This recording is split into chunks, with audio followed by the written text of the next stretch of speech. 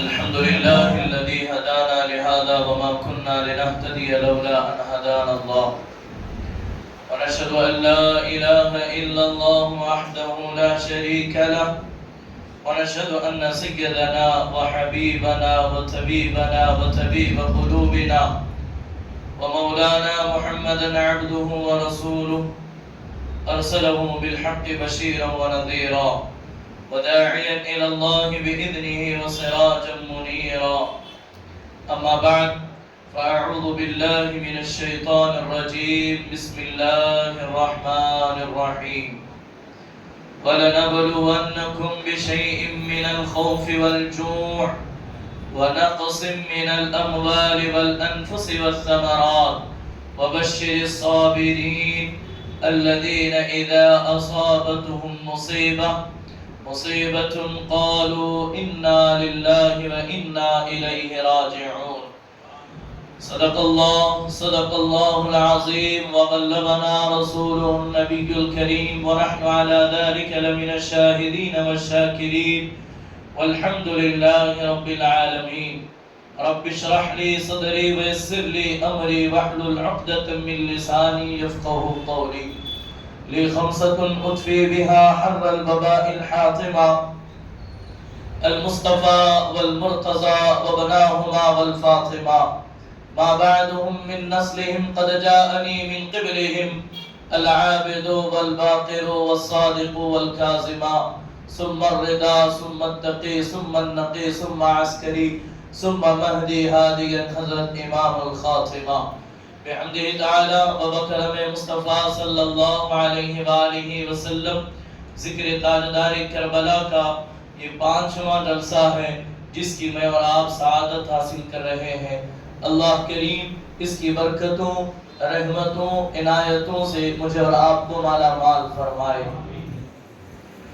آپ کو یہ بات بتاتے ہوئے مجھے بڑی خوشی ہو رہی ہے کہ یہ ہمارا اپنا چوتھا سالانہ ذکر تاجدار کربلا ہے اور الحمدللہ یہ فیضان شہید کرب و بلا ہے کہ آپ کی نالین پاک کے تصدق سے اس ذکر تاجدار کربلا کی جو 10 روزہ سالانہ اجلاس ہوتا ہے ہر مرتبہ ہر سال کچھ نئے عناوین کو جو ہے وہ منتخب کر کے کچھ نئے پہلوؤں کو نئی باتوں کو تاریخ اسلام کی وہ سنہرے ابواب جو کبھی کھولے نہیں گئے جو کبھی بیان نہیں کیے گئے انہیں بیان کرنے کی حتی المقدور کوشش کی جاتی ہے. یہی وجہ ہے کہ پہلا سال جب ہمارا ذکر تاجدار کربلا کا جلسہ منعقد ہوا تو اس میں عنوان پہلے دن کا شان مصطفیٰ و زبان مصطفیٰ، دوسرا عنوان تھا شان مرتضیٰ و زبان مصطفیٰ، مناقب حسنین مناقب سیدہ زہرا. اور اسی کے ساتھ دوسرا سال بھی ہوا جس میں کچھ نئے عناوین کے ساتھ آپ کے سامنے حاضر رہے. اور گزشتہ سال آپ کو یاد ہوگا پوری تاریخ اسلام خلافت کس طرح قائم ہوئی. حضور علیہ السلام کا وصال با کمال، دور ابو بکر صدیق، دور عمر فاروق، عثمان غنی، دور مولا کائنات، اور کس طرح جو ہے مولا امام حسن مجتبی نے دو لڑتے ہوئے گروہ کے درمیان صلح کرائی. ایک اہم جو ہے وہ تاریخ کو آپ کے گوش گزار کیا گیا. اور اس سال جو ہے انہی میں سے چند جو ہے نئے عناوین، مثلا جو ہے کل ایک عظیم پہلو خواتین اسلام کا کربلا کے صحرا میں جو اہم کردار رہا یہ عام طور پر بیان نہیں ہوتا، وہ بھی ہم نے اس کی سعادت حاصل کی. آج بھی ایک اہم موضوع کو آپ کے سامنے لے کر کے آیا ہوں اور اس موضوع کے تئیں میں آپ سب سے پہلے ہی گزارش کروں گا کہ اپنی پوری توجہ کو میری طرف مبذول کریں اور پوری توجہ کے ساتھ سماعت کریں، کیونکہ ہر سال ایک ہی عنوان کو دہرایا نہیں جاتا. اور بڑھ کر کے شکرانے نعمت کے لیے کہوں مجھ میں کوئی ایسا کمال ایسی خوبی نہیں ہے، ہم کیا کوئی کچھ کام کر سکتے ہیں، لیکن آپ کو معلوم ہوگا، آپ اس بات کو بخوبی جانتے ہیں کہ بہت کم جو ہے مساجد کے اندر ذکر تاجدار کربلا ہوتا ہے اور تفصیل کے ساتھ کہیں کہیں کجا کجا نظر آتا ہے. یعنی کہ ہم جس دور میں ہیں یہ وہ دور ہے علم کی کمی ہم پر مسلط ہو چکی ہے. اب اور جس طرح جو یہ ایام گزرتے جائیں گے دن علم جو ہے اور کم ہوتا جائے گا. لہذا جب کبھی آپ کو موقع ملے ان میں شریک ہو کر کچھ سیکھ لیں. اور اسی وجہ سے ہم ہمیشہ کچھ نئی بات کرنے کی کوشش کرتے ہیں. اور یہ بھی یاد رکھیں نیا عنوان تیار کرنا, نئے عنوان پر مضمون لکھنا یہ کوئی آسان کام نہیں ہوتا ہے. اس کے اندر بڑی محنت لگتی ہے اور بعض دفعہ کچھ آگے پیچھے دوران گفتگو بھی ہو جاتا ہے. کچھ روایتیں جو ہیں بیان کرتے ہوئے غلطی بھی ہو جاتی ہے. لہٰذا اس میں ہم اللہ کے حضور یہ بھی اپنا عریضہ پیش کرتے ہیں مولا ہمارا مقصد ہماری نیت میں کوئی خرابی نہیں ہے. ایک اہم مقصد کو لے کر حاضر آتے ہیں کہ نسل نو کو اسلام کا صحیح جو ہے وہ رخ اور تصویر پیش کی جائے اسی کے تئیں. اور ہمیشہ میری یہ فکر اور کوشش ہوتی ہے کہ جب سے میں خطاب کر رہا ہوں تقریر کر رہا ہوں اس وقت سے لے کر آج تک اور جب بھی مجھے بولنے کا موقع ملے اللہ کی بارگاہ میں یہی دعا اور توبہ و استغفار کرتا رہتا ہوں. دوران گفتگو بولنے میں سننے میں جو بھی غلطی ہو جائے ہم اس سے رجوع کر کے اللہ کے حضور توبہ کرتے ہیں. یہی آپ کا بھی مقصد ہونا چاہیے. اور یہ محافل کسی کے ترلا اونچا کرنے یا کالر اونچے کرنے کے لیے نہیں بلکہ کچھ سیکھنے اور اپنے عظیم آقا کی بارگاہ میں خراج محبت پیش کرنے کی غرض سے یہ ان کا انعقاد ہوتا ہے. اللہ اس پروگرام کو اس مجلس کو اپنی بارگاہ میں قبول فرمائے. تو آج کا جو اہم عنوان ہے فلسفہ شہادت, شہادت حسین کی پیش گوئیاں. مولا امام حسین کی شہادت کی آپ کی ولادت ہی سے کس طرح مشہور ہوئی, کن کن مواقع سے یہ شہادت ہم تک پہنچی. اللہ نے چاہا تو یہ بھی باب ہم جو ہے وہ مکمل کرنے کی. عزیزان محترم قلندر لاہوری نے کیا اچھے انداز میں شہادت حسین کو بیان کیا اور کہا اسلام کے دامن میں اور اس کے سوا کیا ہے, اسلام کے دامن میں اور اس کے سوا کیا ہے, ایک ضرب ید اللہ, ایک سجدہ شبیری. سبحان اللہ. آپ نے اس کا ایسا استقبال نہیں کیا جیسا کرنا چاہیے. اسلام کے دامن میں اور اس کے سوا کیا ہے, ایک ضرب ید اللہ, ایک سجدہ شبیری. شہادت آخری منزل ہے انسانی سعادت کی, شہادت آخری منزل ہے انسانی سعادت کی. وہ خوش قسمت ہے مل جائے جنہیں دولت شہادت کی. شہادت پاک ہستی زندہ جاوید ہوتی ہے, یہ رنگی شام صبح عید کی تمہید ہوتی ہے, یہ رنگی شام صبح عید کی تمہید ہوتی ہے. اور مولا حسین علیہ السلام کی شہادت کی جو خبر رسول کائنات علیہ السلام نے ارشاد فرمائی اسے کسی اہل دل نے اشعار کے جامع میں یوں کہا, محمد مصطفیٰ نے تھا کیا اعلان متواتر, محمد مصطفیٰ نے تھا کیا اعلان متواتر, شہادت کربلا میں پائے کہ شہادت کربلا میں پائے ابن علی جا کر خدائے پاک نے اس کے تھی خود اعلان فرمائی, خدائے پاک نے اس کی تھے خود اعلان فرمائے. شہادت کی خبر لیے فرشتے بار بار آئے, شہادت کی خبر لیے شہادت کی خبر لے کر فرشتے بار بار آئے. عزیزان محترم مذہب اسلام اور پیغمبر اسلام, عظمت پیغمبر اسلام کو جب ہم پڑھتے ہیں, جب پڑھ کر کے جب کوئی مورخ اپنا قلم توڑ دیتا ہے یہ کہہ کر کے کہ ان کی شانوں کو, ان کی عظمتوں کو احاطہ قلم اور احاطہ کتاب میں مقید کرنا یہ ممکن نہیں ہے. یقیناً میں اپنی گفتگو کا آغاز کروں اس سے پہلے یہ آپ کے سامنے یہ بات رکھ دینا چاہتا ہوں, مولا امام حسن مجتبی کی ذات ہے اور مولا امام حسین علی جدہ علیہ السلام کی ذات ہے. یہ وہ عظیم شہزادے ہیں, یہ وہ عظیم رسول اللہ کے بیٹے ہیں. رسول کائنات علیہ السلام نے فرمایا میرا بیٹا حسن سید و سردار ہے. میرا بیٹا حسین جو ہے جو فضیلتیں بیان کی احادیث کریمہ جو ہے تواتر کے ساتھ بے شمار درجنوں اور سینکڑوں کی تعداد میں موجود ہے. اس کی خوشبو آپ کے سامنے رکھ کر کے میں شہادت حسین فلسفہ شہادت حسین کے ایک اہم اور نازک عنوان کو کا جو ہے آغاز کروں گا. عزیزان محترم آپ نے یہ حدیث رسول بارہا سنی, بار بار یہ حدیث پڑھی گئی کہ مولا امام حسن مجتبی ہے, مولا امام حسین ہے. یہ دونوں تصویر رسول ہے, یہ دونوں رسول کائنات علیہ السلام کی شبیہ ہے, یہ رسول کائنات کا عکس ہے. جب ہم حدیث رسول پڑھتے ہیں یہ حدیث مبارکہ تواتر کے ساتھ بیان کی گئی. مولا حسن وہ ہے جو سر سے لے کر سینے تک حضور کے جیسے نظر آتے ہیں. حضور کا آدھا وجود اگر کہیں دیکھنا ہو تو مولا حسن کو دیکھو, اور سر سینے سے لے کر پاؤں تک مولا حسین حضور کی شبیہ نظر آتی ہے.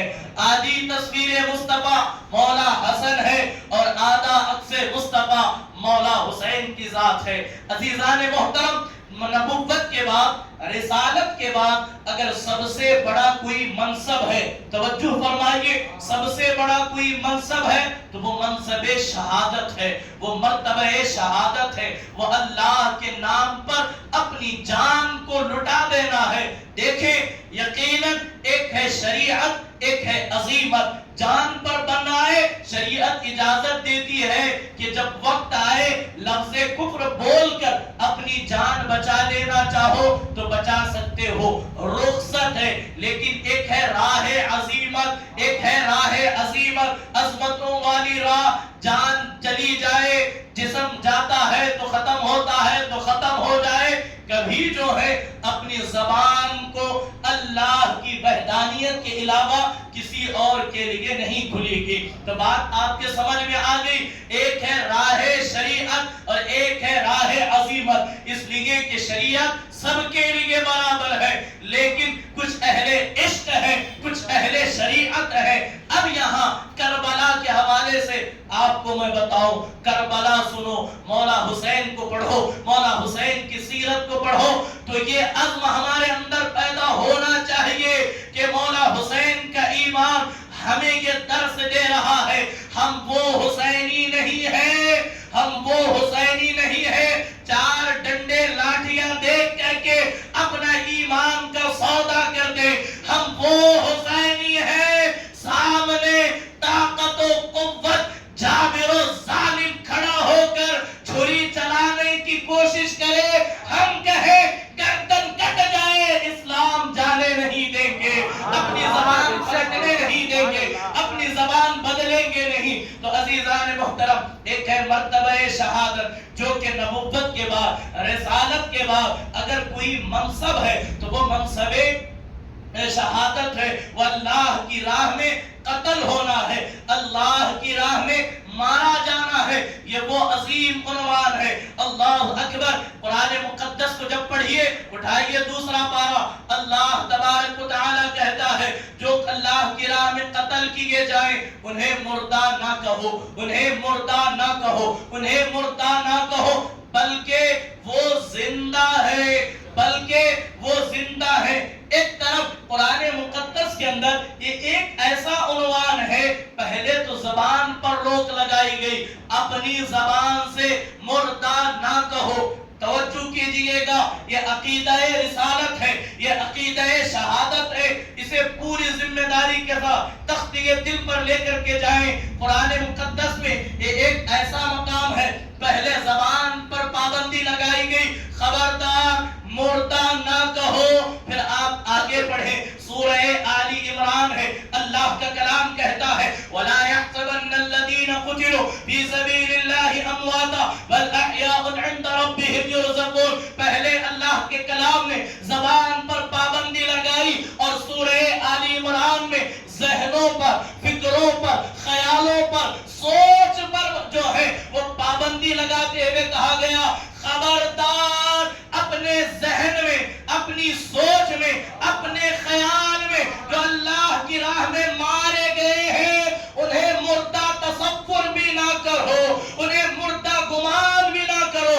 اللہ کا کلام کہہ رہا ہے وہ زندہ ہے، ان کی زندگی تم سمجھ نہیں سکتے، ان کی زندگی کا تمہیں شعور نہیں ہے، بلکہ بل احیاء عند ربہم یرزقون، وہ اپنی قبروں میں اللہ کی طرف سے رزق بھی پاتے ہیں۔ اب ایک طرف میں اپنی بات آگے لے جاؤں اس سے پہلے آپ کی توجہ کا طالب ہوں، توجہ ہے آپ کی۔ عقیدہ شہادت ہر حال میں عقیدہ رسالت کے بعد، عقیدہ نبوت کے بعد ہے۔ پہلا اس سے بڑا مرتبہ عقیدہ جو ہے منصب رسالت ہے، اس سے پہلا درجہ شہادت سے پہلا درجہ رسالت کا، نبوت کا ہے۔ اب آپ سے میں پوچھنا چاہتا ہوں نبی افضل ہے یا شہید افضل ہے؟ ذرا بتائیں کون افضل ہے؟ ذرا بولے نا، گھبرانا کیوں ہے؟ حسینی ہے، حسینی، حسینی زبان، حسینی للکار ہونا چاہیے ہماری گفتگو میں۔ نبی افضل ہے یا شہید افضل ہے؟ نبیوں میں 1,24,000 حضرت آدم سے لے کر حضرت عیسیٰ اور محمد عربی روح فدا صلی اللہ علیہ وآلہ وسلم تک جتنے انبیاء اس خاکدان عالم میں تشریف لائے، ہر حال میں، ہر زمانے میں، ہر جہت میں، ہر آن جو ہے نبی اپنی شان و شوکت کے ساتھ بلند و بالا ہے۔ کوئی انسان ان کے مرتبے کو نہیں پہنچ سکتا، ان کے مقام تک نہیں پہنچ سکتا۔ اس کے بعد اگر کسی کا مقام ہے تو وہ شہداء کا مقام ہے، وہ شہداء کا مقام ہے۔ اب آپ صدیقین ہیں اور صلحاء ہیں، وہ نبیوں میں بھی ملتے ہیں، وہ جو ہے صالحین میں بھی ملتے ہیں۔ اس بحث کی طرف نہ جاتے ہوئے قرآن اللہ کا کلام کہتا ہے جو اللہ کی راہ میں مارے جائیں، قتل کیے جائیں، انہیں مردہ نہ کہو بلکہ وہ زندہ ہے۔ جان شہادت نوش کرنے والے شہید کی زندگی کو قرآن بیان کر رہا ہے، لیکن کچھ لوگ قرآن پڑھ کر کے، قرآن سیکھ کر کے، حدیث پڑھ کر کے یہ کہتے ہیں معاذ اللہ نبی مر کر کے مٹی میں مل گئے۔ نبی کا عقیدے، نبی کے عقیدہ حیات کے حوالے سے جو غلط سلط عقائد بیان کر کے کہتے ہیں معاذ اللہ نبی مر کر کے مٹی میں مل گئے۔ انہیں قرآن کو پڑھنا چاہیے، انہیں قرآن سے سیکھنا چاہیے۔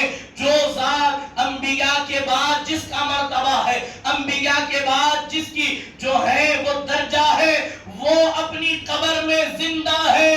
جس انبیاء کے صدقے شہید کو شہادت ملی، شہادت پا کر کے جو زندہ رہ جائے وہ شہید جس کے صدقے دنیا کو شہادت ملے، وہ نبی کیسے مردہ ہو سکتے ہیں؟ خدا کے لیے اپنے عقائد و نظریات کو سنبھالو مسلمانوں، اس لیے کہ یہ 1857 کے عقائد ہیں کہ مسلمانوں کو لڑانا ہو تو یہ ڈھالے نیزہ تلوار سے میدان میں مت لڑاؤ، انہیں حضور کے نام پر لڑاؤ، حضور کی ذات پر لڑاؤ، انہیں حضور کی شان میں بے ادبی کر کے لڑاؤ، تبھی یہ تباہ ہو جائیں گے۔ المختصر امام، ہمارے امام نے ہمیں یہ عقیدہ دیا، تو زندہ ہے واللہ، تو زندہ ہے واللہ، میری چشم عالم سے چھپ جانے والے۔ تو عزیزان محترم، اے میرے نوجوانوں، اس عقیدے کو گانٹ باندھ لو۔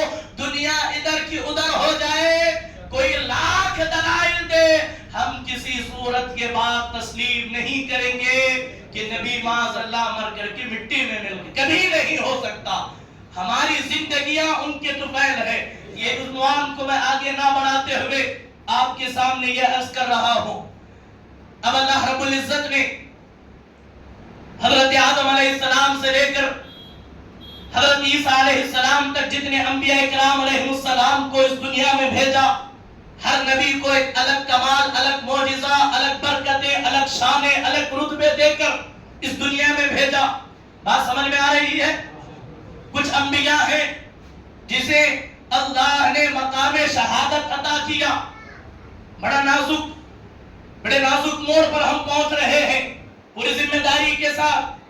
کچھ انبیاء وہ ہیں جو جام شہادت نوش کر گئے، کچھ انبیاء کی شہادت شہادت سری ہے اور کچھ انبیاء کی شہادت جہری ہے۔ اب اگر آپ کو یہ جملہ مشکل لگے تو آپ کو اس کا راز آگے کھلے گا. اب میرے اور آپ کے نبی محمد عربی روح فدا صلی اللہ علیہ وآلہ وسلم کی ذات وہ ذات ہے، جیسے کہ میں نے کہا کہ مرتبہ شہادت ایک عظیم مرتبہ ہے، عظیم منصب ہے. اب جتنے انبیاء آئے ہر نبی کمالات لے کر کے آئے، میرے نبی با کمال بن کر کے آئے. ہر نبی معجزہ لے کر کے آئے، میرے نبی معجزہ بن کر کے آئے. حضور کے سر اقدس سے لے کر حضور کے پائے اطہر تک حضور کا پورا سارا وجود معجزہ. حضور کا چلنا معجزہ، حضور کا بولنا معجزہ، حضور کا دیکھنا معجزہ، حضور کا پکڑنا معجزہ. اگر انگلی سے اشارہ کرے چٹان ٹکڑے ہو جائے، حضور انگلی سے اشارہ کرے ڈوبا ہوا سورج پلٹ آئے. حضور کا معجزہ جانور حضور سے گفتگو کر رہے ہیں، حضور ہاتھ رکھے جابر کے بچے زندہ ہو جائیں. حضور ہاتھ رکھے ایک پیالہ پانی 1400 صحابہ کے لیے کفایت کر جائے. امام کہتے ہیں کہ انگلیاں ہیں فیض پر، ٹوٹے ہیں پیاسے جھوم کر، ندیاں پنجاب رحمت کی ہے جاری واہ واہ. اب عزیزان محترم، گویا کہ ہر نبی کو کمال ملا میرے نبی کے صدقے، ہر نبی کو مرتبہ ملا میرے نبی کے صدقے، ہر نبی کو معجزہ ملا میرے نبی کے صدقے. جس حضرت آدم سے لے کر جناب عیسیٰ تک جتنے نبیوں کے کمالات ہیں، سارے کمالات کو، سارے مرتبوں کو، سارے عظمتوں کو اور سارے معجزوں کو جس ایک ذات میں خدائے وحدہ لم یزل نے جمع کیا، وہ میرے اور آپ کے نبی کی ذات ہے. وہ میرے اور آپ کے نبی کی ذات ہے. اب دیکھیں، جب مصلح امامت بچتا ہے تو اس مصلح پر اسی کو کھڑا کیا جاتا ہے جو سب سے افضل و اعلیٰ ہو، علم میں، کہے نا، علم میں، عمل میں، تقوی میں، پرہیزگاری میں، منصب میں، رتبے میں، شان و شوکت میں. اب مصلح امامت مسجد اقصی میں بچھایا گیا. حضرت جبرائیل لے کر محمد عربی روح فدا صلی اللہ علیہ وآلہ وسلم کو مسجد اقصی بیت المقدس میں لے کر کے آئے. سارے نبی ایک کے بعد دیگر ایک کے پیچھے کھڑے ہیں. جو سب سے آگے کھڑا ہے وہ آمنہ کا لال محمد عربی کی ذات ہے صلی اللہ علیہ وسلم. اب جسے منصب جسے جو ہے مصلح امامت پر فائز ہونا تھا، اس کے اندر وہ سارے کمالات ہونے تھے جو ان کے مقتدی انبیاء میں موجود تھے. حضرت زکریا ہیں، حضرت یحییٰ ہیں. دو کی مثال آپ کے سامنے رکھو. ہر نبی کی الگ الگ خوبی، الگ الگ خاصیت، الگ الگ کمالات، لیکن یہ دو نبی ہیں جنہوں نے جام شہادت نوش کیا ہے، جنہوں نے جام شہادت نوش کیا ہے. اب آئے میں آپ کو سناؤں. اب جو شہادت کا مرتبہ ہے، اب حضور علیہ السلام کے آپ قرآن مقدس کھولیے، ہر قرآن کے اندر اللہ کے 99 نام اور رسول اللہ کے 99 نام پہلے صفحے اور آخری صفحے پر نظر آئیں گے. کتنے لوگ جانتے ہیں یہ بات؟ کوئی نہیں جانتا. اس لیے ہماری یہ ناکامی ہے کہ ہم قرآن سے دور ہو گئے. جا کے دیکھیں، حضور کے ناموں میں ایک نام ہے شہید. حضور کا ایک منصب ہے شہید.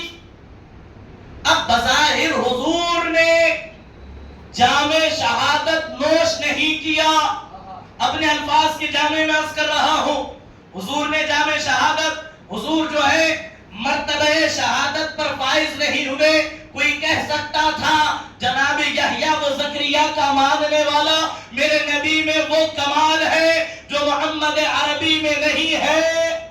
کوئی کہہ سکتا تھا، لیکن قدرت کو کچھ اور منظور تھا. اگر حضور کی شہادت ہوتی تو دنیا کا نظام باقی نہ رہتا، دنیا کا وجود قائم نہ رہتا. اس لیے کہ شہادت ایک عظیم مرتبہ اور منصب جلیلہ تھا. سرکار کے لیے ضروری تھا کہ اس منصب جلیلہ پر فائز ہوتے، کیونکہ اس لیے کہ جس قدر بھی انبیاء کرام آپ سے پہلے تشریف لائے. توجہ فرمائیے، لفظ با لفظ علامہ سائم چشتی کا نقل کر رہا ہوں، کہتے ہیں ان تمام کو، انبیاء سابقین جو حضور سے پہلے آئے، ان تمام کو جو فضیلت عطا ہوئی، جو بھی مقام و منصب ملا، یقیناً وہ میرے اور آپ کے نبی کے صدقے ملا. شہادت کو سمجھنے کے لیے توحید کو سمجھا جائے تبھی ہم آگے کی بات سمجھ پائیں گے. آپ امام الانبیاء علیہ السلام ہے، جیسے کہ میں نے سنایا، جو اپنے مقتدیوں سے افضل ہوگا وہی امام کہلائے گا. آپ دیکھتے ہوں گے جب کبھی کسی مسجد میں عالم دین آتے ہیں تو اس مسجد کا امام مصلی چھوڑ کر کے انہیں آگے بڑھاتا ہے تاکہ یہ ان کے علم کی اہمیت اور ان کے مقام و مرتبے کو پہچانا جائے. اب جو نبی کو شہادت ملی، جو مصطفیٰ کریم مرتبہ شہادت پر فائز ہوئے، بظاہر اس کی دو صورتیں ہیں. بظاہر اس کی دو صورتیں ہیں. پوری توجہ کے ساتھ سماعت کیجئے گا. پھر سے کہوں، شہادت ایک خاص فضیلت اور عظیم مرتبہ تھا جو متعدد انبیاء کرام جس سے سرفراز ہو چکے تھے.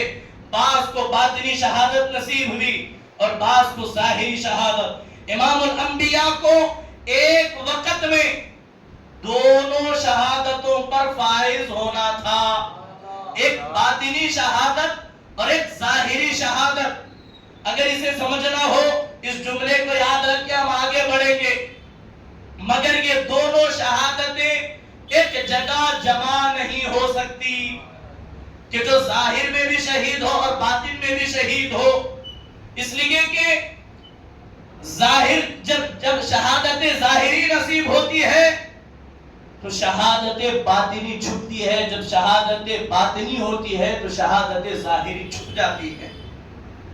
اب اسے یہاں پر مزید طول نہ دیتے ہوئے اس نقطے پر آؤ جس نقطے پر میں آپ کو پہنچانا چاہتا ہوں. ایک ہے چھپی ہوئی شہادت اور ایک ہے نظر آنے والی شہادت. ایک پوشیدہ شہادت اور ایک ظاہری شہادت، ایک سری شہادت اور ایک جہری شہادت. سری سے مراد چھپی ہوئی اور جہری سے مراد جس کو نقطۂ عروج تک لایا گیا. چھپی ہوئی شہادت، باطنی شہادت، پوشیدہ شہادت شہادت حسن ہے. چھپی ہوئی شہادت سے مراد آپ مقتل میں نہیں آئے، میدان میں نہیں اترے، تلوار نیزے نہیں لیے، لیکن باوجود اس کے نقطہ آپ سمجھ لیں تو میرا بولنا اور آپ کا جمع ہونا کامیاب ہو جائے گا. اب میرے اور آپ کے نبی کو دونوں مرتبوں پر فائز ہونا ہے. چھپی ہوئی شہادت سے مراد شہادت حسن مجتبی ہے، اور ایسی چھپی ہوئی شہادت اتنی صدیاں بیت چکی، آج تک کس نے حسن مجتبی علیہ السلام کو زہر دیا آج تک معلوم نہ ہو سکا. یہ شہادت باطنی ہے، یہ سری شہادت ہے. اور ایک ہے شہادت جہری جو چیخ چیخ کر کے اعلان کر رہی ہے. کربلا کے تپتے ہوئے صحرا میں حسین اعظم نے جو خون بہایا، کس نے شہید کیا، کس نے تیر چلایا، کس نے نیزہ مارا، کس نے برچی جو ہے آپ کے جسم اقدس میں لگائی، حتیٰ کہ آپ کے ساتھیوں کو کس نے شہید کیا، یہ پورے کا پورا جو ہے آج تک ہم تک جو ہے تواتر کے ساتھ پہنچا، جس سے کتابیں بھری ہوئی ہیں. اگر چاہتے تو شہادت حسن ظاہر ہو سکتی تھی، لیکن اسے پوشیدہ رکھ کر کے شہادت انبیاء جو چھپی ہوئی ہے اس منصب کو بھی پورا کرنا تھا، اس منصب کو بھی ادا کرنا تھا. اور جو شہادت ظاہری ہوئی حضرت زکریا کی شکل میں اس منصب کو بھی پورا کرنا تھا. اب آگے بڑھے، شہادت امام حسین کو ظاہری شہادت اور شہادت امام حسن کو باطنی شہادت کہتے ہیں. دونوں شہادتیں جو ہوئی ہے، توجہ کیجئے گا دونوں شہادتیں جو ہوئی ہیں نواسوں کی طرف سے ہو کر نانا کے منصب عظما کی تکمیل کر گئے. سبحان اللہ سبحان اللہ. یہ نواسوں کی طرف سے نانا جان محمد عربی صلی اللہ علیہ وسلم کا جو منصب عظما ہے اس منصب کی تکمیل کر گئے. اب امام الانبیاء کی وہ تمام فضیلتیں ظہور پذیر ہوئی جو دوسرے انبیاء کو فردن فردن علیحدہ علیحدہ سپریٹ جو دی گئی تھی وہ ایک مصطفیٰ میں جمع ہو گئی. حضرات حسنین کی شہادت در اصل امام الانبیاء کی شہادت ہے. بات سمجھ میں نہیں آئی؟ امام حسن امام حسین دو شہزادوں کی شہادت کے فقط ان کی شہادت نہیں ہے، یہ حضور کی شہادت ہے، یہ آمنہ کے لال کی شہادت ہے. یہی وجہ تھی. اب احادیث رسول کو اٹھا کر کے پڑھیں. کیسے شہادت؟ میں نے پہلے ہی کہا. ایک ہے حسن مجتبیٰ جو سر سے لے کر سینے تک مشابہ ہے مصطفیٰ کے. حسین اعظم جو سینے سے لے کر پاؤں تک مشابہ ہے مصطفیٰ کے. اب حضور فرماتے ہیں حسن حسین مجھ سے ہے اور میں حسن حسین سے ہوں. حسن حسین مجھ سے ہے. فرمایا فقال ھذا ابنائی و ابنا ابنی. فرمایا یہ میرے بیٹے ہیں اور میری بیٹی کے بیٹے ہیں. ایک دوسرے مقام پر فرمایا عزیزان محترم ایک بات دیگر اگر وہ روایتیں پڑھتا چلوں تو بات لمبی ہوتی چلی جائے گی، بات پھیلتی ہوئی جائے گی.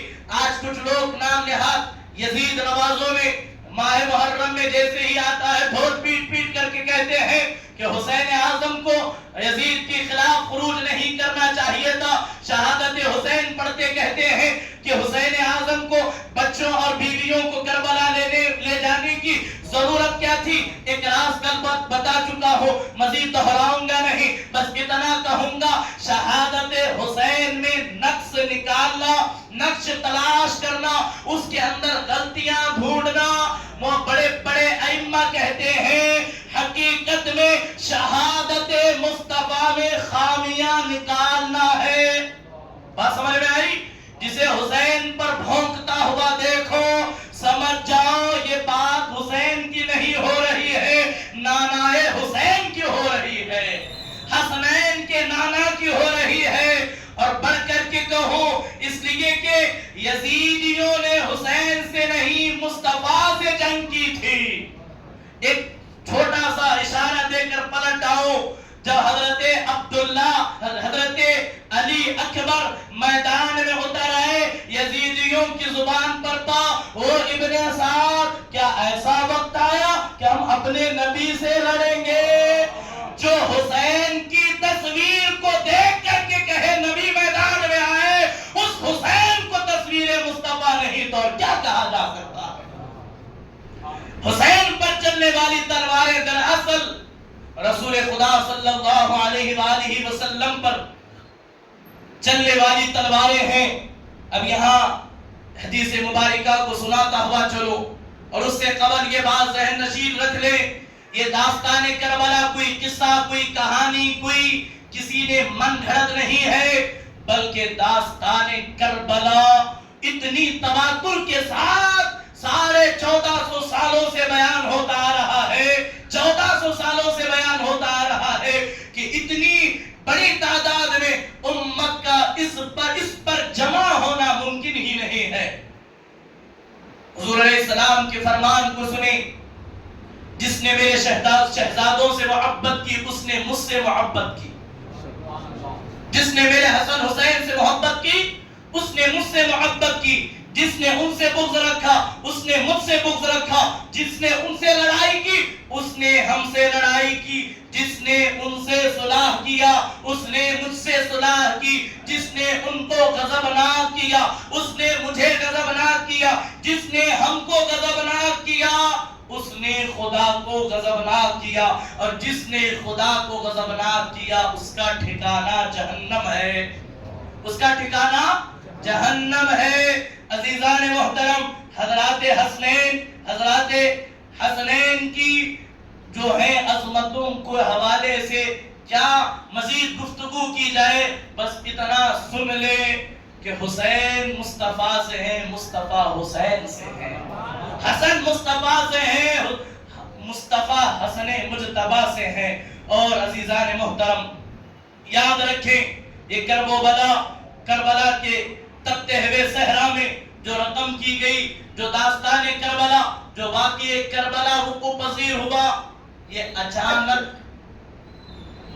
ہونے والا واقعہ ہرگز نہیں ہے، یہ اچانک پیش آنے والا واقعہ نہیں ہے، بلکہ اس واقعے کی خبر پیدائش حسین سے پہلے ہی دی گئی۔ آج چونکہ شہادت کو میں نے سمجھایا، اب حضور علیہ السلام نے مولا حسین کی شہادت کی جو خبریں ہم تک پہنچی ہیں اس پر میں جاؤں، منصب شہادت کو، مرتبہ شہادت کو، اور شہادت کا مزہ کیا ہے ذرا اس سے بھی ہم لطف اندوز ہو جائیں۔ ایک مرتبہ درود پاک پڑھیں، اللہم صلی علی سیدنا و مولانا محمد مبارک وسلم۔ الصلاة والسلام علیک یا رسول اللہ، الصلاة والسلام علیک یا حبیب اللہ صلی اللہ علیہ وسلم۔ حضرت سیدنا عبداللہ ابن مسعود رضی اللہ تعالی عنہ فرماتے ہیں، مسلم شریف، مشکاۃ شریف، ان دونوں حدیثوں کے اندر یہ اس روایت کو نقل کیا گیا، وَلَا تَحْسَبَنَّ الَّذِينَ قُتِلُوا فِي سَبِيلِ اللَّهِ أَمْوَاتًا بَلْ أَحْيَاءٌ عِندَ رَبِّهِمْ يُرْزَقُونَ کی اس آیت کریمہ کے معنی میں رسول اکرم صلی اللہ علیہ وآلہ وسلم سے پوچھا گیا کہ یا رسول اللہ، آپ فرمائیں شہیدوں کی روحیں سبز پرندوں کے جسم میں ہیں، ان کے رہنے کے لیے عرش الہی کے نیچے قندیلیں لٹکائی گئی ہیں، جنت میں جہاں ان کا جی چاہتا ہے وہ سیر کرتے ہیں اور اس کے میوے کھاتے ہیں۔ جب حضور علیہ السلام سے پوچھا گیا شہیدوں کے حوالے سے، حضور نے فرمایا شہید کی زندگی اس شان کے ساتھ ہے کہ وہ روحیں سبز پرندوں کی شکلوں میں عرش الہی کے نیچے نور کی قندیلوں میں لٹکے ہوئے ہوتے ہیں۔ نور کی قندیلوں کے اندر، نور کی قندیلیں جو عرش کے نیچے لٹکائی گئی ہیں، ان کی روحیں ان جو ہیں قندیلوں میں رہا کرتی ہے۔ اس کے بعد حضور علیہ السلام نے شہدائے اسلام کی عظمت بیان کرتے ہوئے ارشاد فرمایا، شہید کے لیے خدا کے نزدیک 6 خوبیاں ہیں۔ شہید کے لیے خدا کے نزدیک 6 خوبیاں ہیں۔ پہلی خوبی، پہلا اس پر کرم یہ ہوتا ہے کہ اس کے خون کا قطرہ زمین پر گرنے سے پہلے اسے بخش دیا جاتا ہے، اور روح نکلنے ہی کے وقت اس کو اس کا جنت کا ٹھکانہ دکھا دیا جاتا ہے۔ اور دوسرا، قبر کے عذاب سے شہید محفوظ ہوتا ہے۔ تیسرا، اسے جہنم کے عذاب کا کوئی خوف نہیں ہوتا۔ چوتھا، اس کے سر پر عزت و وقار کا ایسا تاج رکھا جائے گا کہ جس کا بیش بہا قیمت جو ہے یاقوت دنیا اور دنیا کی تمام چیزوں سے بہتر ہوگا، جس کی موتی دنیا اور اس کی ساری چیزوں سے بہتر ہوگا۔ اور اس کے بعد فرمایا پانچواں، اس کے نکاح میں بڑی بڑی آنکھوں والی 72 حوریں اللہ عطا فرمائے گا۔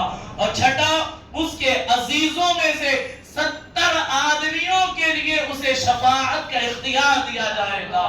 70 ایسے آدمی جن پر جہنم واجب ہو گئی، وہ ان کی شفاعت کر کے انہیں بخشوا دے گا۔ المختصر، مزید یہاں احادیث رسول نہ بیان کرتے ہوئے یہاں جنگ کے ایک حسین موقع کو آپ کے سامنے رکھوں۔ جب شہید میدان جنگ میں لڑتا ہے، تلواروں کے نیزے اور بھالے سے زخمی ہوتا ہے، تو یقیناً کوئی کہہ سکتا ہے شہادت کوئی عام کام نہیں ہے، شہادت بہت مشکل مرحلہ ہے، شہادت بہت کٹھن امتحان ہے۔ نہیں میرے عزیزوں، شہادت آسان بھی ہے، شہادت مشکل بھی ہے۔ شہادت آسان بھی ہے، شہادت مشکل بھی ہے۔ اب اس شہید کے عشق پر منحصر ہے کہ وہ عشق و محبت کی کس درجے پر اپنے آپ کو رکھتا ہے۔ اب دیکھیں، ایک مثال کے ذریعے سمجھاؤں، شہادت آسان ہے اور کتنی آسان ہے اور کیسی آسان ہے۔ رسول کرام وقار صلی اللہ علیہ وآلہ وسلم ارشاد فرماتے ہیں، ترمذی شریف اور مشکاہ شریف کی حدیث ہے، الشہید لا یجد علم الطبی الا کما یجد احدکم علم قرص۔ شہید قتل کی صرف اتنی ہی تکلیف محسوس کرتا ہے جتنی کہ تم چٹکی بھرنے یا چونٹی کاٹنے کی تکلیف محسوس کرتے ہو۔ حضور کا فرمان ہے، حضور کی حدیث ہے، حضور فرماتے ہیں کہ شہید کو بس اتنی تکلیف ہوتی ہے کہ چونٹتا ہے، چمڑتا ہے یا پھر چونٹی کاٹتی ہے، جتنی تکلیف ہوتی ہے۔ شہید کے ہاتھ کٹے اتنی ہی تکلیف، شہید کے پاؤں کٹے اتنی ہی تکلیف، شہید کی گردن کٹے اتنی ہی تکلیف۔ اب آپ کہیں گے یہ کیا بے سر پیر کی باتیں کر رہے ہیں، بات سمجھ میں نہیں آ رہی، تھوڑی سی چھری لگ جائے تو پورے انسان کا وجود بے قرار ہو جاتا ہے۔ آؤ میں آپ کو تاریخ کے اور آپ میں بلکہ قرآن سے میں آپ کو سناؤں، قرآن آپ کے سامنے پڑھ کر کے بتاؤں، اور وہ قصہ جسے قرآن نے پوری کتاب میں احسن القصص، بہترین قصہ کہہ کر کے سنایا۔ جب زلیخا پر الزام ہوا کہ زلیخا یوسف جیسے جو ہے اپنے غلام پر کے حسن میں گرفتار ہو گئی، طرح طرح کے تانے دیے گئے، تو زلیخا نے ایک مجلس سجائی، محفل منعقد کی، جتنے مصر کی شریف عورتیں تھیں ان تمام کو جمع کیا اور کہا ایک خاص اور انوکھی دعوت ہے، دعوت کھانے سے پہلے، دسترخوان لگنے سے پہلے اپنی خادمہ کو حکم دیا سب کے ہاتھ میں ایک ایک لیمبو دیا جائے۔ بات سمجھے، ایک لیمبو دیا جائے، سب کے ہاتھ میں ایک لیمبو اور تیز چاقو۔ زلیخا کے حکم سے سب کو بھی جو ہے وہ ایک پھل اور چاقو دی گئی۔ اب ایک طرف جناب زلیخا اشارہ کرتی ہے یوسف اندر آؤ، یوسف اندر آؤ۔ جب حضرت یوسف علیہ السلام جیسے ہی اندر داخل ہوئے، زلیخا نے کہا اے مصر کی عورتوں اس پھل کو کاٹنا شروع کرو۔ بارہا اس واقعے کو ہم سنتے پڑھتے ہیں، لیکن تفسیر آج پہلی مرتبہ کہنے کا اتفاق ہوا۔ مصر کی عورتوں اس پھل کو کاٹنا شروع کرو۔ جیسے ہی جناب یوسف اندر داخل ہوئے، حسن یوسف کی رعنائیوں نے اس قدر انہیں اپنے آپ سے اس قدر بالا تر کر گیا، پھل چھوٹ گیا، انگلیاں کٹ گئی، خبر نہ ہوئی۔ ان کے الفاظ قرآن میں آئے، وَقَطَّعْنَ أَيْدِيَهُنَّ وَقُلْنَ حَاشَ لِلَّهِ مَا هَذَا بَشَرًا إِنْ هَذَا إِلَّا مَلِكٌ كَرِيمٌ۔ یہ کون سا نور کا پیکر آیا ہے، یہ انسان ہو ہی نہیں سکتا۔ حسن یوسف کو دیکھ کر عورتوں نے کہا یہ انسان ہو نہیں سکتا، انگلیاں کٹ گئی، انہیں خبر بھی نہ ہوئی یہ حسن مصطفیٰ ہے جن کے چہرے میں چاند و سورج گردش کر رہے ہیں۔ امام کہتے ہیں الروح فداک فزد عرقا، ایک شعلہ دیگر برزن عشقا برزن ہار، رم جھم دو بوند ادھر بھی گرا جانا۔ اے میرے محبوب، یہ جو آپ کا چہرہ ہے نا، اس چہرے پر، اس کے ارد گرد جو آپ کی ریش مبارکہ ہے، یہ جو داڑھی کے بال ہے، ایسا لگتا ہے چاند کو چاروں طرف سے ابر نے گھیر لیا ہو، ابھی جو ہے برسنے کی بھیک مانگ رہا ہو۔ حسن یوسف کو دیکھ کر انگلیاں کٹی، پتہ نہ ہوا اب جو شہید شہادت کا جام پہن رہا ہے، جو میدان شہادت میں ہے، کہا گیا شہید جب شہید ہونے کی قطار پر آتا ہے اللہ غیب کے پردے اٹھا دیتا ہے۔ جو اس نے یوسف کو دیکھے، انگلیاں کٹنے کی خبر نہ ہو، جو چہرے مصطفیٰ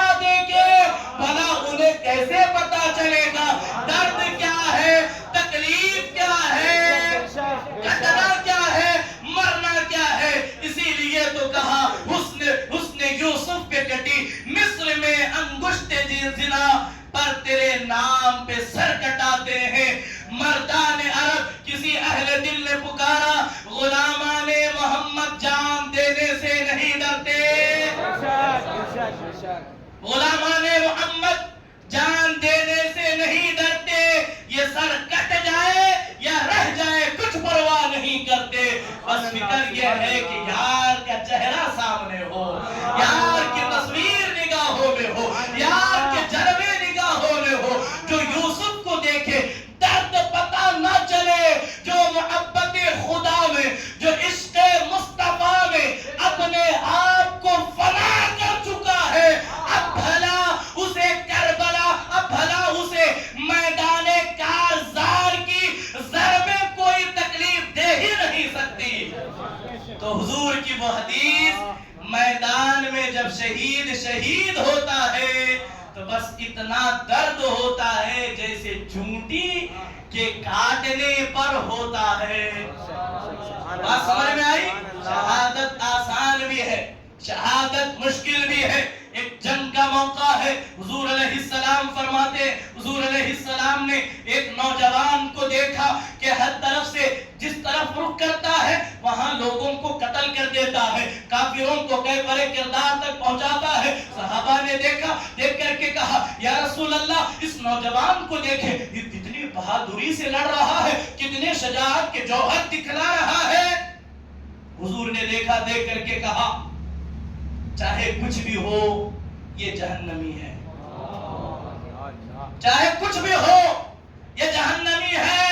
اب حضور کی زبان اقدس سے نکلا ہوا جملہ ہے, قرآن کہتا ہے وَمَا يَنْطِقُ عَنِ الْهَوَىٰ, اے محبوب جو آپ کی زبان سے نکل جاتا ہے وہ سچ ہے, وہ حق ہے.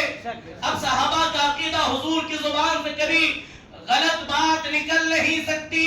صحابہ کہتے ہیں ہم اس نوجوان کے پیچھے لگے رہے, اس کے پیچھے لگے رہے. جنگ ایک طرف, اس نوجوان کی نگرانی ایک طرف, اس کا تعاقب ایک طرف. دیکھا کہ وہ جنگ لڑتے لڑتے اس قدار پر آیا کہ اس کا ایک ہاتھ جو ہے وہ کٹ کر کے لٹک گیا, کٹ کر کے لٹک گیا. اس تکلیف کی وہ تاب نہ لا سکا, اس تکلیف کی برداشت نہ کرتے ہوئے, اس لیے پہلے ہی کہا ہوں شہادت آسان بھی ہے, شہادت مشکل بھی ہے. اب یہ سن کر کے کہیں ایسا نہ کہو ابھی تو آپ کچھ اور کہہ رہے تھے, ابھی آپ کچھ اور, ایسا ہرگز نہیں. پہلے ہی کہہ دیا شہادت امتحان دینا پڑتا ہے, جلووں کو بسانا پڑتا ہے, ان جلووں میں اپنے آپ کو گھمانا پڑتا ہے. یہ بھی ہے نا, فنا کرنا پڑتا ہے تب جا کر کے منصب شہادت. اب صحابہ کہتے ہیں ہم اس کے پیچھے پیچھے لگے رہے, جب وہ اس کا ہاتھ ٹوٹ کر کے لٹک گیا, کٹ کر کے لٹک گیا, وہ برداشت نہ کر سکا. اس نے اپنی تلوار زمین پر گاڑی, اس تلوار پر آ کر کے مر گئے, خودکشی کر دی. اب صحابہ کی زبان سے نکلا صدقت یا رسول اللہ, آپ نے سچ کہا, یہ جہنمی ہے تو جہنمی ہے, اس لیے کہ اس نے میدان میں آ کر شہادت کی بجائے خودکشی کر رہا ہے. بات سمجھ میں آئی؟ اس حدیث کو ہم سنے, اس حدیث کو ہم پڑھے. یہاں نوجوانوں کی توجہ ہے آپ کی. زندگی میں چاہے کتنے ہی مشکلات کیوں نہ آ جائے, آپ پر پہاڑ مصیبتوں کے کیوں نہ توڑ دیے جائے, تکلیفوں کے آپ پر ہزارہ بادل کیوں نہ برس پڑے, اے نوجوانوں کبھی حوصلہ ٹوٹنے مت دینا, کبھی حوصلہ ٹوٹنے مت دینا, کبھی صبر کا دامن چھوڑنا مت. کیونکہ کئی دنوں سے ہم یہ سنتے آ رہے ہیں کہ فلاں نوجوان نے گھر کی تکلیفوں کی وجہ سے, قرض کی وجہ سے, مصیبت کی وجہ سے, پیار محبت کی وجہ سے فیل ہونے میں اس نے خودکشی کر لی, اس نے پھانسی لگا لی, وہ زہر پی گیا, وہ ڈوب کر کے مر گیا. یاد رکھے یہ اللہ کے رسول کا فرمان ہے, وہ جہنمی ہے. دوسری طرف آئیں, ایک عشق کا باب آپ کو سنا کر آگے بڑھو. اللہ کا کلام کہتا ہے قالوا ما لا طاقت لنا به, اللہ کسی جان پر لا يكلف الله نفسا الا وسعها لها ما كسبت وعليها ما اكتسبت. اللہ کسی جان پر اتنا بوجھ ڈالتا ہی نہیں جو وہ جان برداشت نہ کر سکے، وہ اس کا بار اٹھا نہ سکے، وہ اسے برداشت نہ کر سکے۔ نوجوانوں، تم پر ہزارہا ذمہ داریاں ہیں، ہزارہا پریشانیوں کے ساتھ سامنا تمہارا ہو رہا ہے، تو گھبرانا مت، میرا اللہ ہے جو راہیں ہموار بھی کر دیتا ہے۔ کیا کہا مولا غوث اعظم نے؟ میرے مرید تو میرا مرید ہے، گھبرانا نہیں، تیری ہزار تکلیفیں تجھ پر ایک دن کیوں ہی نہ تجھ پر مسلط ہو، غم نہ کرنا، تیرا پیر ایک ہی رات میں اسے آسان کر دے گا۔ صبر کر، صبر کر، صبر کر، صبر کر، اس لیے کہ بزدل خودکشی کرتے ہیں، ہمت والے چٹانوں سے ٹکرایا کرتے ہیں۔ بزدل نہ بنے۔ کبھی کسی کو اگر آپ ڈپریشن میں دیکھیں تو آپ اس کی اصلاح کریں، اسے حوصلہ دیں، اسے سہارا دیں، اسے جینے کے لیے، کیونکہ آج کل لڑکے لڑکیاں پیار محبت کے نام پر یہ سب دوگلے پنا ہے۔ کل میں نے بڑی اس پر حوالے سے یہ سب ساری چیزوں سے نکل آئے۔ آپ کو کچھ کرنا ہے، کچھ بننا ہے، اپنے گھر والوں کے لیے کچھ کر گزرے۔ ہر نوجوان کے اندر اتنا عزم ہونا چاہیے، میں خود کما کر اپنے ماں باپ کو حج کراؤں گا۔ اپنے ماں باپ کو کون کون کرائے گا؟ ذرا بولے نا۔ مولا حسین ان اٹھے ہوئے ہاتھوں کی لاج رکھ لے، ان ہاتھوں میں اتنی اللہ طاقت دے، اتنی قوت دے کہ یہ دنیا کا بوجھ اٹھا سکے۔ اٹھاؤ، ہمارا بوجھ ہمیں خود اٹھانا ہے، ہمارا بوجھ ہمیں خود اٹھانا ہے۔ ہم کب تک دوسروں کے سہارے پر، بڑے بھائی کے سہارے پر، باپ کے سہارے پر، بیٹوں کے نہیں، ہمیں اپنی جنگ، اپنی لڑائی خود لڑنی، اپنے حوصلوں کو ہمیں خود مضبوط کرنا ہے۔ جس دور سے ہم گزر رہے ہیں یہاں حوصلے دینے والے کم ہیں، حوصلے توڑنے والے زیادہ ہیں۔ ٹوٹنا مت کبھی۔ اتنی یہ جو آپ لوگ خالی بیٹھے رہتے ہیں کٹوں پر، موبائل دیکھتے ہوئے، دکانوں پر بیڑی سگریٹ پیتے ہوئے، ان سب چیزوں سے نکلے آپ کا ایک ایک پیسہ بڑا قیمتی ہے۔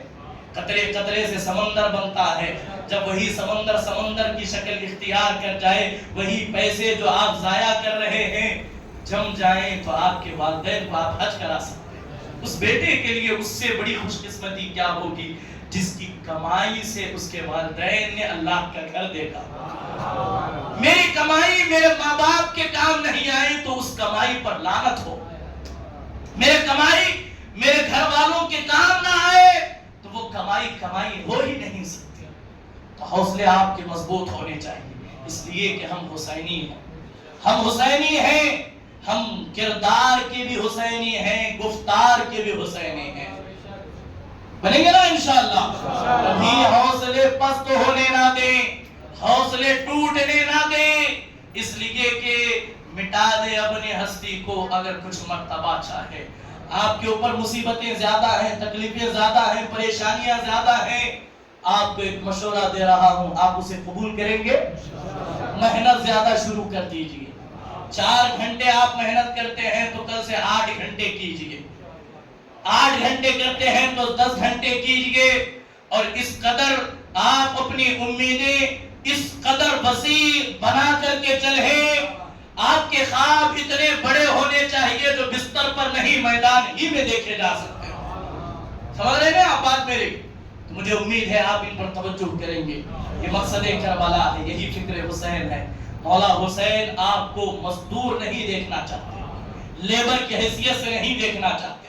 مولا حسین چاہتے ہیں کہ میرا ماننے والا ہر جوان فائنانشلی مضبوط بن جائے، وہ کسی کے سامنے ہاتھ نہ پھیلائے، وہ کسی کے سامنے سر جھکا کر کے اپنی عزت نفس کا سودا نہ کرے۔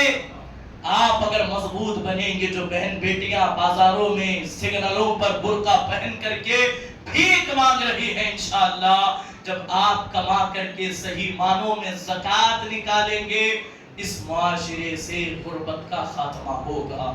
آپ محنت کریں گے نا انشاءاللہ؟ آپ جس فیلڈ میں بھی ورک کر رہے ہیں اسی کو اپنا کھانا، بچونا، اوڑھنا، سونا بنا، وہی کام آپ کو منزل مقصود تک پہنچائے گا، کوئی کام چھوٹا نہیں، کوئی کام بہت بڑا نہیں، اب کرنے والے کے اوپر ڈیپینڈ ہے۔ اب المختصر، اب اس پر مزید نہ جاتے ہوئے یہاں ایک اہم آپ کے سامنے ایک ایسا شہادت کا دولے کا ذکر کرو، اس کے بعد مولا حسین کی زندگی کی طرف میں پلٹ کر کے آتا ہوں۔ حضور کے ایک صحابی ہیں، ایک نوجوان ہے، حضور نے دیکھا جس کا رنگ بظاہر کالا تھا، بلکہ میں کہوں جو حضور کے عشق میں فنا ہو اس کا رنگ کالا نہیں بلکہ جسے دیکھ کر کالی شرما جائے، جس پر دیکھ کر حسن اش کر اٹھے، وہ میرے حضور کے صحابہ ہیں، وہ میرے حضور کے صحابہ ہیں۔ ایک نوجوان ہمیشہ حضور کے در پر بیٹھے رہتے تھے۔ حضور نے پوچھا نوجوان شادی کیوں نہیں کرتا، نکاح کیوں نہیں کرتا، نکاح کیوں نہیں کرتا؟ نوجوانوں، حضور نے کہا یا معاشر الشباب النکاح من سنتی، نوجوانوں نکاح میری سنت ہو، نکاح میں جلدی کرو، گناہوں سے بچو گے، تمہاری نگاہوں کی حفاظت ہوگی، تمہاری شرمگاہوں کی حفاظت ہوگی، تم ایک باوقار زندگی گزارو گے، معاشرے سے زنا کا خاتمہ ہوگا، بدنگاہی کا خاتمہ ہوگا۔ حضور نے کہا اے نوجوان نکاح کیوں نہیں کرتا؟ اس صحابی نے عرض کی آقا میرے ماں باپ آپ پر قربان، نکاح کیا کروں، مجھے کون بیٹی دے گا، کون بیٹی دے گا؟ میرے پاس کچھ بھی نہیں ہے، نہ رہنے کے لیے گھر ہے، نہ کھانے کے لیے اس لیے کہ وہ زمانہ غربت کا زمانہ تھا، جتنے وسائل ہمیں میسر ہے اتنے وسائل نہیں تھے۔ حضور علیہ السلام نے کہا کیوں تمہیں کوئی بیٹی نہیں دے گا؟ تمہیں کیا نقص ہے، تمہیں کیا برائی ہے؟ تم میرے صحابی ہو، تم میرے غلام ہو، تمہیں کوئی بیٹی نہیں دیتا نا؟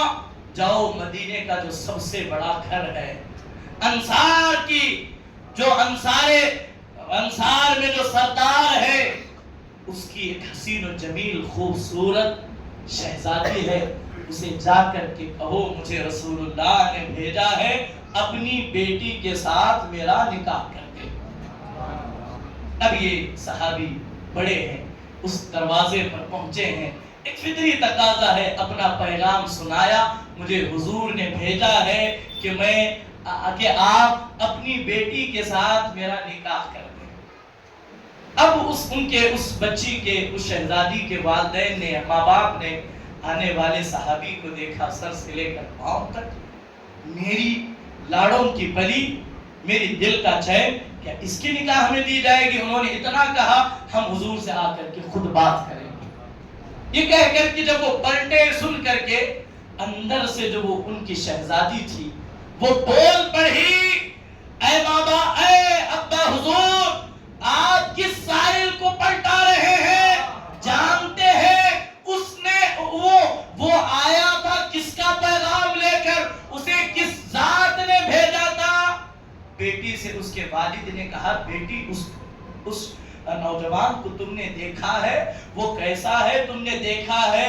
اب اس بچی جس کے دل میں حضور کی محبت بس چکی تھی، اس نے کہا میرے بابا، میرے لیے میرے نبی نے رشتہ بھیجا ہے، یقیناً میرے حق میں بہت اچھا رشتہ ہوگا، چاہے وہ کیسا بھی ہو، میرے نبی کی پسند میری پسند ہے۔ اب پلٹے ہیں، حضور کی بارگاہ میں آئے، حضور وہ خود ہی آنا چاہ رہے ہیں، وہ کہہ رہے تھے کہ وہ صحابی اپنی بیٹی کو لا کر حضور کے حوالے کیا، حضور یہ میری بیٹی ہے، آپ نکاح کریں، جو آپ کی مرضی آپ کریں، یہ محبت رسول ہے، ان کی مرضی پر اپنی مرضی کو قربان کر دیا جائے۔ جلدی جلدی آگے بڑھوں، حضرت عثمان غنی نے غالباً انہیں کچھ سکے دیے، کچھ پیسے دیے، جاؤ بازار جا کر کے نکاح کے لیے کچھ سامان خریدو، کچھ کپڑے خریدو، کچھ جو ہے بستر کا انتظام کر لو۔ اب یہ بازار میں گئے ہیں، بازار میں سامان خرید رہے ہیں، توجہ کیجئے گا، توجہ کیجئے گا۔ اسی اسنا میں مؤذن رسول حضرت بلال نے منادی لگائی، یا ایھا المسلمون، اے مسلمانوں، رسول اللہ نے جہاد کے لیے پکارا ہے، رسول اللہ نے جنگ کے لیے بلایا ہے۔ وہ صحابی جسے حضرت جلبیب رضی اللہ تعالیٰ عنہ نے کی کانوں میں جب یہ آواز پڑھی، رسول اللہ نے جنگ کے لیے دعوت دی ہے، جلدی جنگ کی تیاری کرو، میدان میں صفیں لگاؤ۔ جناب جلبیب کے حوالے سے آتا ہے اب انہوں نے جوڑا نہیں خریدا، بستر نہیں خریدا، سامان نہیں خریدا، بازار کے اندر تلواروں کی دکان پر گئے، بہترین تلوار خریدی، بہترین زرہ خریدا، بہترین ڈھال خریدی، بہترین ٹوپی خریدی، اور ایک گھوڑا خرید کر کے جسے حضور کے پاس جانا تھا وہ میدان جہاد میں آ کر کے صف میں کھڑا ہو گیا۔ یہ دولہا ہے جسے رسول اللہ نے دولہا بننے کا حکم دیا، اب یہ نوجوان شہادت کا دولہا بننے کے لیے جا رہا ہے۔ قربان جائیں، صحابہ نے جب حضرت جلبیب رضی اللہ تعالی عنہ کو دیکھا، دیکھ کر کے پہچان نہیں رہے ہیں آخر یہ نوجوان ہے کون، اس لیے کہ کبھی انہوں نے پھٹے ہوئے لباس کے علاوہ کوئی لباس پہنا ہی نہیں، کبھی گھوڑ سواری کی ہی نہیں، کبھی ان کے ہاتھ میں تلوار آئی ہی نہیں۔ حضور نے دیکھا جس کی نگاہوں سے خدا کی ذات نہ چھپ سکی، زرہ میں ڈھال میں چھپے ہوئے جناب جلبیب کو کیسے نہیں پہچانتے۔ حضور مسکراتے ہیں، مسکرا کر کے کہا میں نے اسے شادی کا دولہا بنایا تھا، یہ میری محبت میں شہادت کا دولہا بن کر کے آ رہا ہے، شہادت کا دولہا بن کر کے آ رہا ہے۔ اسی لیے تو کہا گیا یہ شہادت گئے الفت میں ہے قدم رکھنا، لوگ آسان سمجھتے ہیں مسلمان ہونا۔ قربان جائیں میرے عزیزوں، المختصر وہ شہید ہو گئے بڑی بہادری کے ساتھ، حضور خود ان کے سرہانے کھڑے ہوئے، ان کے لیے حضور نے خود دعا کی، اور بذات خود حضور نے اپنے ہاتھوں سے حضرت جلبیب کو جو ہے وہ قبر میں اتارا۔ یعنی کہ جن کے حوصلے بلند ہوتے ہیں ان کا مقدر اس طرح عروج پاتا ہے۔ عزیزان محترم، جناب حنظلہ کی تاریخ ہمارے پاس ہے، اور جو میں نے قرآن کی آیت کریمہ پڑھی کہ اللہ کا کلام کہتا ہے وَلَا يَحْسَبَنَّ الَّذِينَ قُتِلُوا فِي سَبِيلِ اللَّهِ أَمْوَاتًا بَلْ أَحْيَاءٌ عِندَ رَبِّهِمْ يُرْزَقُونَ، جو اللہ کی راہ میں مارے جائیں انہیں مردہ نہ کہو بلکہ وہ زندہ ہے، شہید زندہ ہے، پوری زندگی کے ساتھ ہے، ہم سمجھ نہیں سکتے۔ آؤ روایتوں کی طرف لے چلو، حدیث مبارکہ ہے جب حضور علیہ السلام کے زمانے میں احد کے میدان میں ایک جنگ واقع ہوئے، احد کی وادیوں میں ایک جنگ لڑی گئی، میدان جنگ جب مکمل ہوا، جنگ ختم ہوئی تو جگہ کی قلت تھی، لوگ بہت زیادہ جامِ شہادت نوش کر چکے تھے۔ جنگ احد کو نہیں چھوڑوں گا، واقعہ بڑا طویل ہو جائے گا، جنگ بڑی لمبی ہو جائے گی۔ المختصر کئی قبریں ایسی تھی کہ ایک قبر میں دو تین صحابہ کو مدفن کیا گیا تھا۔ بات سمجھ میں آ رہی ہے؟ اب جنگ احد ہوئی، وقت گزرتا گیا، قریب جنگ احد کے 40 سال کے بعد، کتنے سال کے بعد؟ 40 سال کے بعد مدینے میں کچھ کام شروع ہوئے، مدینے کے اندر کچھ عمارتیں تعمیر ہونے لگی تو بہت ساری جگہ کھدائی کا کام شروع ہوا۔ دوران کھدائی کچھ قبریں کھل گئی، کچھ قبریں کھل گئی، ان قبروں سے جو ہے دو عظیم جو ہے تر و تازہ لاشیں، اجساد جو ہے وہ نمودار ہوئے۔ کس شان کے ساتھ؟ ایک ہے جیسے میں نے کہا کئی صحابہ کو ایک ہی قبر میں تدفین کی گئی تھی، ان میں حضرت عامر ابن الجموح ہے اور دوسرے حضرت عبداللہ ابن حرام ہے، ان دونوں کو ایک ہی قبر میں انہیں دفن کیا گیا تھا۔ حضرت عبداللہ ابن حرام کے حوالے سے آتا ہے ان کے سر پر چوٹ لگی تھی، بوقت شہادت سر سے خون جاری ہو رہا تھا، سر سے خون نکل رہا تھا، بہ رہا تھا، تو انہوں نے جو ہے بوقت شہادت سر پر ہاتھ رکھا، سر پر ہاتھ رکھا تو بہتا ہوا خون تھم گیا۔ بات سمجھ میں آ رہی ہے؟ اسی کیفیت کے ساتھ انہیں مدفن کر دیا گیا۔ جب 40 سال کے بعد دوبارہ قبریں کھل گئی، انہیں جب نکالا گیا، حضرت عبداللہ ابن حرام کا ہاتھ ان کے پیشانی پر تھا، جب ہاتھ ہٹا تو دوبارہ خون جاری ہوا، دوبارہ خون جاری ہوا۔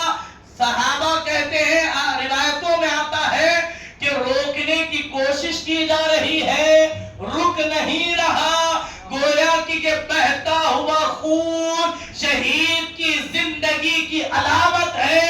بہت کوشش کی گئی، خون رکا نہیں، تو صحابہ نے ترکیب یہ کی جیسے ان کا ہاتھ ان کے سر پر پہلے تھا ویسے ہی رکھ دیا جائے، دوبارہ رکھ دیا گیا تو خون بہنا بند ہو گیا۔ تو یعنی کہ شہید اپنی قبر میں ایسا زندہ ہے، اس کی زندگی ہم سمجھ نہیں سکتے۔ جب یہ شہدا کی جب یہ شان ہے تو اندازہ لگائیں حسین اعظم کی شہادت کس درجہ کی ہوگی، حسین اعظم کی شہادت کس درجہ کی ہوگی، ان کا مقام و مرتبہ، ان کی زندگی یقیناً جو اپنی قبروں میں زندہ ہے۔ ایمان میرا یہ کہہ رہا ہے حسین اعظم ہر اپنے غلام کی مجلس کو دیکھ رہے ہیں، ملاحظہ کر رہے ہیں۔ اور بڑھ کر کے اپنی اس گفتگو کو سمیٹتے ہوئے آخری بات یہ کہوں، حسین کا گھرانہ کون سا گھرانہ ہے، مولا علی کا گھرانہ کون سا عظیم گھرانہ ہے۔ آپ کی جو شان یکتانیت اور شان جو عظیم یگانہ ہے اس کا کوئی ہم پلہ نظر نہیں آتا۔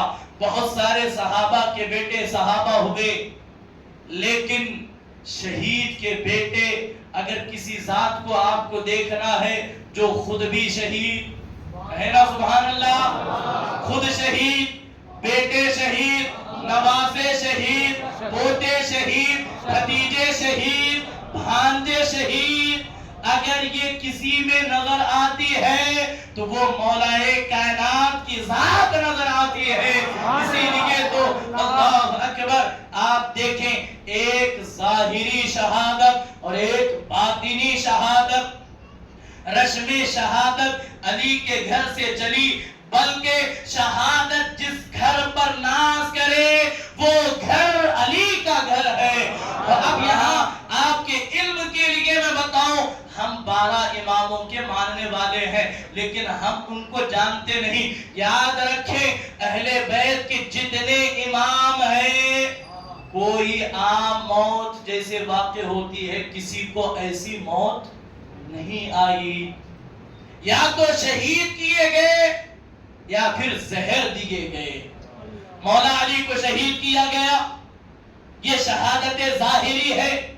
مولا حسن کو زہر دیا گیا، مولا حسین کو شہید کیا گیا، مولا زین العابدین کو زہر دیا گیا، مولا حضرت امام باقر ہے، امام جعفر صادق ہے، زید شہید ہے، امام الزکیہ امام زید شہید ہے، زکی النفس ہے، اس کے بعد امام باقر کے بعد امام جعفر، امام موسیٰ کاظم، امام علی تقی، امام محمد نقی، امام حسن عسکری۔ جتنے ائمہ اہل بیت آپ کو ملیں گے یا تو شہید کیے گئے یا پھر زہر دیے گئے، یعنی کہ یہ رسم شجاعت ہے جو علی کے گھر پر ناز کرتی ہوئی نظر آتی ہے۔ بلکہ شہادت کو یہ مرتبہ ملا ہے تو یہ علی کے گھر ہی سے ملا ہے۔ اور بڑھ کر کے کہوں، پہلے ہی دن میں نے کہا تھا جس کا اسلام میں جتنا حصہ ہے اس کا اتنا ہی ذکر ہونا چاہیے۔ اسلام کی داستان کو پڑھو، علی کا حصہ، علی کے بیٹوں کا حصہ، علی کے گھر کا حصہ، علی کے بیٹوں کا حصہ جتنا اسلام میں ہے وہ سب ایک طرف، کائنات کا حصہ ایک طرف، کائنات کا پورا حصہ علی کے بیٹوں کی قربانیوں کی برابر بھی نہیں ہو سکتا۔ تو اس لیے یہ قصہ لطیف ابھی نہ تمام تھا، جو کچھ ہوا بیان وہ آغاز باب تھا۔ اللہ کریم میرے